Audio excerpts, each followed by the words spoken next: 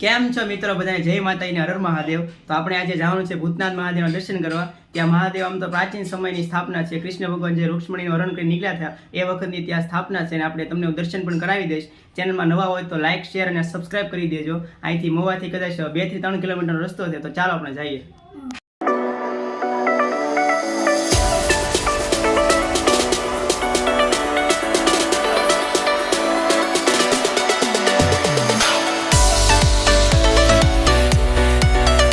Finally આપણે ભૂતનાથ મહાદેવના મંદિરે પહોંચી ગયા છીએ।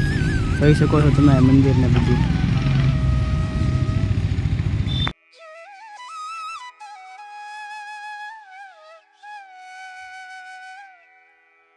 જે છે અહીંના ટ્રસ્ટીના નામ છે બધા।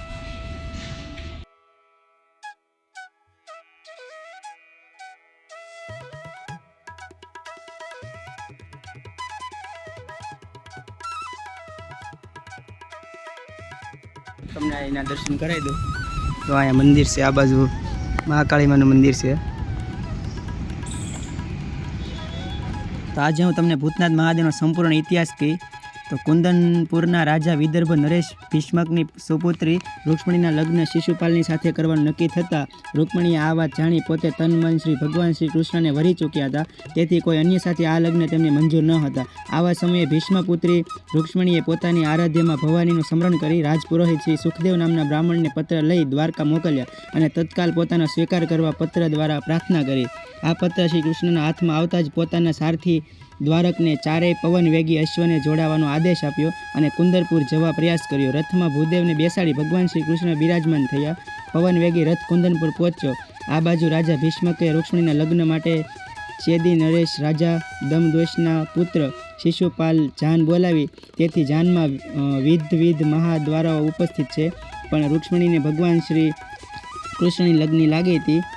મા ભવાનીના મંદિરમાં જઈ આતર નાદથી પ્રાર્થના કરે છે કે એ જ સમયે ભવાનીમાં શ્રી જગદંબાની વંદન પરિસ્થિતિ પ્રગટ થઈ અને જે શુભ શુકન થયા જાણી રૂક્ષ્મણી રાજી થયા અને ભગવદ્ ગીતામાં શ્રી કૃષ્ણએ કહ્યું કે જીવનમાં જ્યારે મારી તલપ લાગે અને મારું ચિંતન કરે ત્યારે ભગવત પ્રાપ્તિ માટે હું ઉત્સુક હોઉં છું।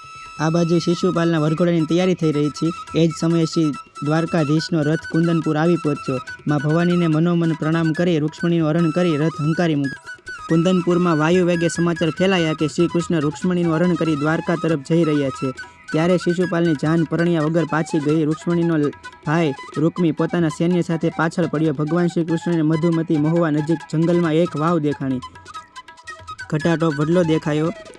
આવી પુરોહિતની જગ્યા જોતા વિસામો લેવા રોકાયા। એક લોકકથા મુજબ આ વાવ પાસે ભગવાન આશુતોષ પીના કપાણી શિવજીનું શિવલિંગ જોઈ શ્રી કૃષ્ણ મહાદેવને અભિષેક કરવા નિર્ણય કર્યો। ત્યારે આ શિવજીનું મંદિર ઝરમરિયા મહાદેવ તરીકે ઓળખાતું હતું। આમ 8 મહાદેવનો અભિષેક ભગવાન શ્રી કૃષ્ણએ કર્યો। જ્યારે અભિષેક ચાલુ હતો એ જ વખતે રૂક્ષ્મણીનો ભાઈ સૈન્ય લઈ આવી પહોંચ્યો, પરંતુ શ્રી કૃષ્ણ ધ્યાન મગ્ન હતા। આ શિવલિંગમાંથી મહાદેવ પ્રગટ થયા અને શ્રી કૃષ્ણને અભિષેક ચાલુ રાખવા કહીને કહ્યું કે હું ભૂતયોનીમાંથી ભૂતાવળ પ્રગટ કરું છું, જે રૂક્ષ્મણીના ભાઈના સૈન્ય સાથે લડશે। ભૂતોએ રૂક્ષ્મણીના સૈન્યને પરાજિત કરી શ્રી કૃષ્ણની રક્ષા કરી। ત્યારથી આ મહાદેવનું નામ ભૂતનાથ। પૌરાણિક મહાદેવની બાજુમાં 2 કૃષ્ણ વય ગુપ્તેશ્વર મહાદેવના 2 નાના શિવલિંગ ગુપ્ત રીતે વિરાજિત છે, જેના પર જળાભિષેક કરવાથી દ્રશ્યમાન થાય છે। ત્યારથી જ ભૂતનાથ મહાદેવ નામ પડ્યું। જે ફકડા બાપુ હતા તેનો અહીંયા ધૂણો છે, જો અહીંયા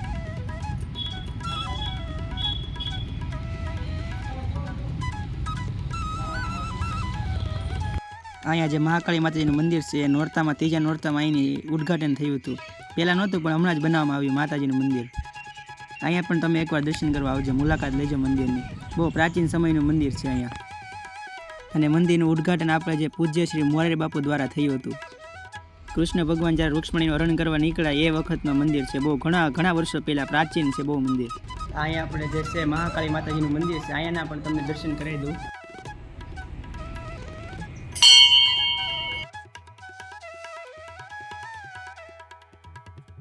અહીંયા જો કાળ ભૈરવના દર્શન કરી લો અને ઓલી બાજુ સાઈડ બટુક ભૈરવ દાદા એના પણ દર્શન કરી લો।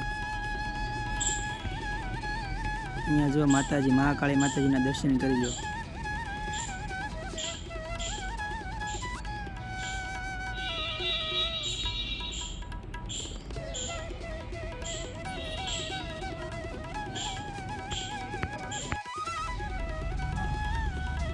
ગ્રુપનું હેન્ડલિંગ અમે બે ભાઈઓ જ કરીએ છીએ. ગ્રુપ અને ઇન્સ્ટાગ્રામ આઈડીમાં પણ લાઈવ આરતી દરરોજના દર્શન કરાવીએ છીએ બધાને. આપણે જે ગુપ્તેશ્વર મહાદેવનું જે આમાં હતું એ પણ છે, પણ એમાં હતું એવું કે સવારના ગુપ્તેશ્વર મહાદેવ એકવાર જ એના દર્શન થાય, એટલે આપણે ફરી વખત બીજા વ્લોગમાં તમને દર્શન કરાવીશ.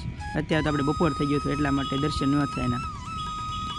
અરે બાપુ જોઈ શકો તમે ફૂલ એન્ટ્રીમાં છે. તમે પણ આ દર્શન કરવા આવજો, મંદિરની મુલાકાત લેજો. અને શ્રાવણ મહિનામાં પણ બહુ મસ્ત આરતી થાય. આપણે એક લોકો અહીંયા શ્રાવણ મહિનાનો પણ ઉતારશું. તો મિત્રો તમે મહાદેવના દર્શન પણ કરી લીધા છે. અને આપણી ઇન્સ્ટાગ્રામમાં મંદિરની ચેનલ પણ છે ભૂતનાથ ઓફિશિયલ. ડેલી લાઈવ આરતી એમાં તમે જોઈ હોય તો તમે એમાં ફોલો કરી દેજો. અને એમાં બાયોની અંદર નીચે ડિસ્ક્રિપ્શનની અંદર આપણે શું કહેવાય કે વોટ્સઅપ ગ્રુપની ચેનલ પણ છે. તો એમાં તમારે જોઈન થવું હોય તો વોટ્સઅપ ગ્રુપમાં જોઈન થાજો, એટલે તમને દરરોજના સવાર સાંજના ફોટા પણ મળી જશે ભૂતનાથના. તો તમે મહાદેવના દર્શન પણ કરી દીધા છે, જોઈ શકો છો તમે મંદિર. તો આજનો વ્લોગ તમને ગમ્યો જશે તો લાઇક, શેર અને સબસ્ક્રાઈબ પણ ભૂલતા નહીં. ફરી આપણે નવા વ્લોગમાં મળીશું. Bye bye. હર મહાદેવ.